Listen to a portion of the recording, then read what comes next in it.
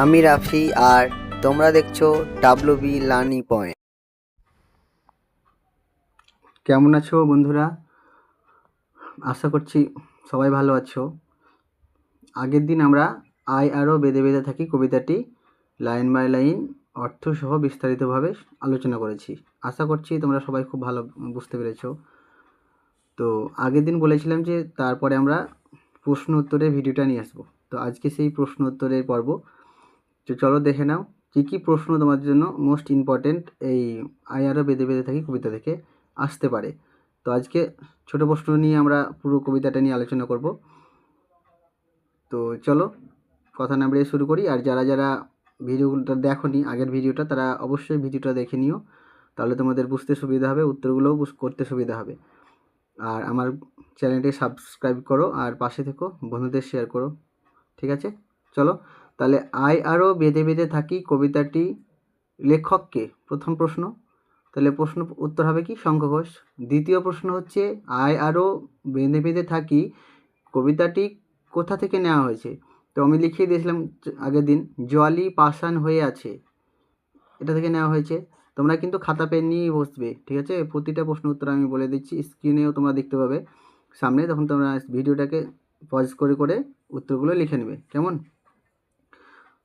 কি প্রশ্ন বললাম? আই আরও বেঁধে বেঁধে থাকি কবিতাটি কোথা থেকে নেওয়া হয়েছে? উত্তর জলই পাষাণ হয়ে আছে। এর রচনাকাল কত? আই আরও বেঁধে বেঁধে থাকি কবিতাটি রচনাকাল কত? তোমরা লিখবে 2001 থেকে 3। 2003ও লিখতে পারো, কিন্তু 2001 থেকে 3 লিখলে পারফেক্ট।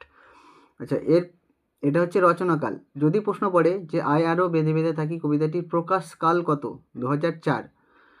আর একটা প্রশ্ন আসতে পারে, শঙ্খ ঘোষের প্রকৃত নাম কি? তাহলে দেখো এখানে লেখা আছে, ছেলেপেলা লিখেছে চিত্তপ্রিয় ঘোষ।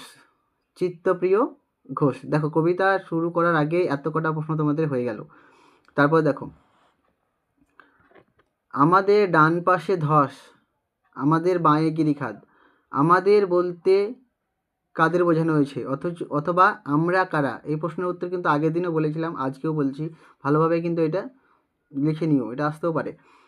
আমরা হচ্ছে সমাজের অবহেলিত, যুদ্ধে বা হানাহানিতে, রক্তপাতে ক্ষতিগ্রস্ত সমাজের সাধারণ শ্রমজীবী মানুষ, যারা আশ্রয়হীন, জীবিকাহীন, সর্বহারা, তারাই হচ্ছি আমরা বা আমাদের, ঠিক আছে? তারপরে আমাদের মাথায় বোমারু। বোমারু কি? বোমারু হচ্ছে যেখান থেকে যে বিমান থেকে বিমান থেকে বোমা ছোড়া হয়, যে বিমান থেকে বোমা ছোড়া হয় তাকে বলা হয় বোমারু। আচ্ছা, তারপর নেক্সট প্রশ্ন, পায়ে পায়ে হিমানির বাঁধ। হিমানির শব্দের অর্থ কি? হিমানি হচ্ছে তুষার বা বরফ। আমাদের পথ নেই আর। আমাদের পথ নেই কেন? তাহলে আমাদের কি করতে হবে বা আমাদের কি করণীয়? দেখো, আমাদের পথ না থাকলে কবি বলেছেন ঐক্যবদ্ধ হয়ে আমাদের একে অপরের সঙ্গে হাত মিলিয়ে থাকতে হবে। তারপর দেখো, চলো পরের পৃষ্ঠায়।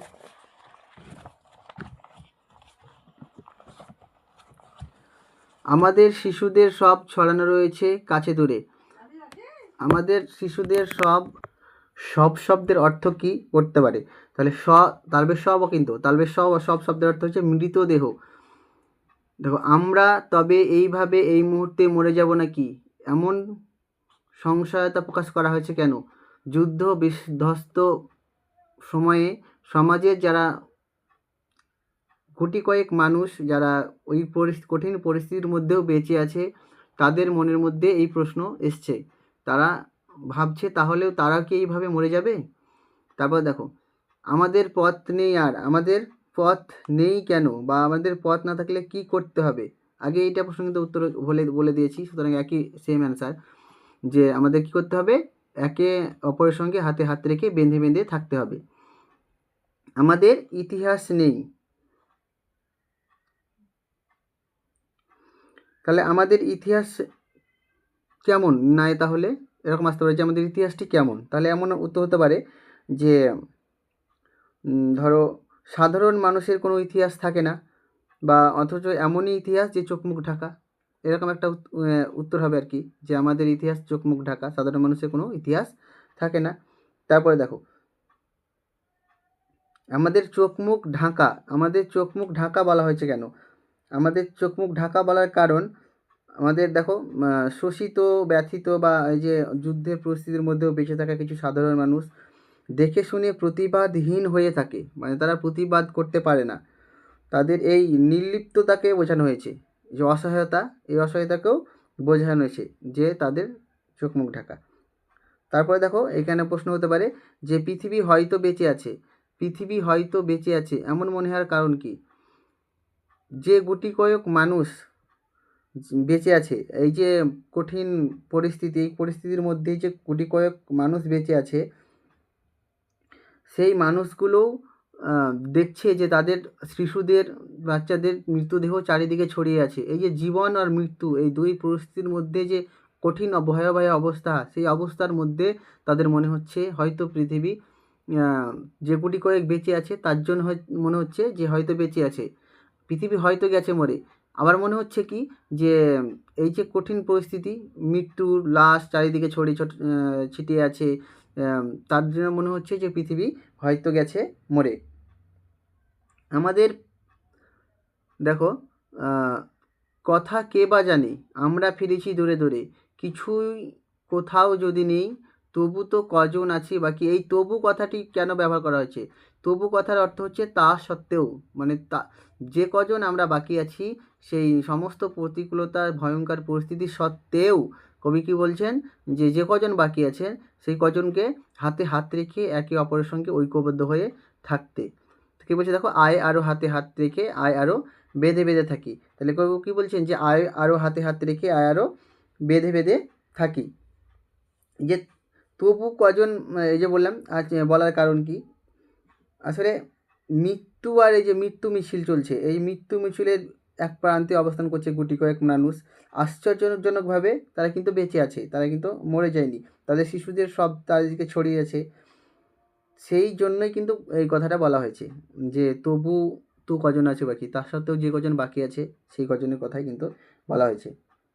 দেখো আরও কিছু কমন শর্ট কোশ্চেন হয় যেগুলো আমি তোমাদেরকে বলেই নিই, কারণটা হচ্ছে এটা সবাই তোমরা পারবে, কারণ আগের দিন যদি আমার কেউ ভিডিওটা দেখে দেখো, তো এগুলো সবারই এতক্ষণ ঠোঁটস্থ হয়ে গেছে, সেই জন্য বলিনি, তবু একবার আমি বলে দিচ্ছি। দেখো আমাদের ডান পাশে কী পড়তে পারে, সবাই যেন ধস। আমাদের বাঁয়ে কী পড়তে পারে, গিরিখাদ। আমাদের মাথায় কী পড়তে পারে, বোমারু। আমাদের পায়ে পায়ে কী পড়তে পারে, হিমানির বাঁধ। এই যে চারটে প্রশ্ন, এগুলো খুবই কমন, এগুলো আসতেই পারে যদিও, কিন্তু এগুলো আমি করাইনি, কারণ এত সহজ প্রশ্ন আমি বোঝানোর সময় খুব ভালোভাবে বুঝিয়ে দিয়েছি, আর তোমরা নিজেরাই পারবে, সেই জন্য আমি করাইনি, ঠিক আছে? তো যদি তবুও কারো মনে হয় তো এগুলো লিখে নিতেই পারো। আর যদি কারো কোনো প্রশ্ন থাকে, বড় প্রশ্ন আজকে আলোচনা করলাম না, তো যদি বড় প্রশ্ন যদি তোমাদের দরকার থাকে তো আমাকে কমেন্ট করো, আমি কিন্তু তোমাদের জন্য বড় প্রশ্নও নিয়ে আসবো। আর এর থেকে এইগুলো ইম্পর্টেন্ট প্রশ্ন যেগুলো আমি তোমাদেরকে আলোচনা করে দিলাম। তো আশা করছি সবাই বুঝতে পেরেছো, সবাই লিখে নিয়েছো। তো তারপরে ভিডিওতে আমরা তারপরে নেক্সট আলোচনা করব গল্প নিয়ে একটা। ততক্ষণ অবধি ভালো থাকো, বাদবাকি সব ঠিক আছে, টাটা।